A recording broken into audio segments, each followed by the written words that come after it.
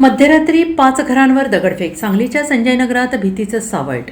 सांगली शहरातील संजयनगर परिसरातील doctor Limaye road वर्षा photo studio परिसरात मध्यरात्री अज्ञातांकडून 5 घरांवर दगडफेक करण्यात आल्याने परिसरात भीतीचं वातावरण निर्माण झालं आहे. या प्रकारामुळे नागरिकांमध्ये एकच खळबळ उडाली आहे. मध्यरात्री अचानक दगड आदळल्याने मोठमोठे आवाज झाल्याने नागरिक झोपेतून जागे झाले आणि घराबाहेर धावले. अज्ञात व्यक्तींनी सलगपणे 5 घरांना लक्ष्य केल्याने परिसरात काही काळ तणावाचे वातावरण निर्माण झाले आणि या घटनेमुळे नागरिकांमध्ये भीतीचा सावट पसरलेला आहे. या घटनेत दगडू फोंडे यांच्या घरावर 4 दगड फेकण्यात आले. त्यापैकी 2 दगड सिमेंटच्या पत्र्यावर आदळल्याने पत्रा फुटून दगड थेट घरात घुसले.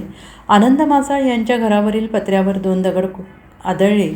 रमेश आयवळे यांच्या घरावर दगडफेक करण्यात आली.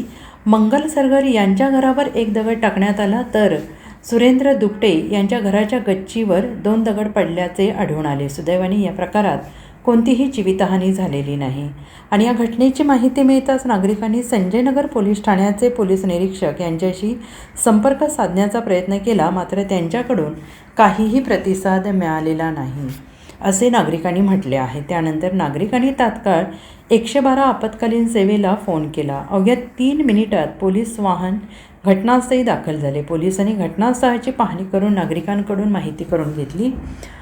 परिसरातील CCTV फुटेजची तपासणी करण्यात आली, मात्र त्यामध्ये कोणतीही संशयास्पद हालचाल अथवा दगडफेक करणाऱ्यांचा मागमूस आढळून आलेला नाही. त्यामुळे ही दगडफेक नेमकी कोणी आणि कोणत्या कारणातून केली याबाबतचे गूढ अगदी कायम आहे.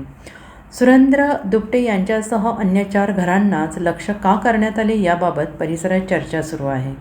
शहराच्या मध्यवर्ती भागात घडलेल्या या प्रकारामुळे नागरिकांच्या सुरक्षेचा प्रश्न पुन्हा ऐरणीवर आला आहे. मध्यरात्री घरांवर दगडफेक होण्याच्या घटनेमुळे नागरिकांमध्ये असुरक्षिततेची भावना निर्माण झाली असून दगडफेक करणाऱ्यांचा तातडीनं शोध घेऊन त्यांच्यावर कठोर कारवाई करावी अशी मागणी स्थानिक नागरिकांनी केली आहे. Bureau report SBN Marathi, Sangli.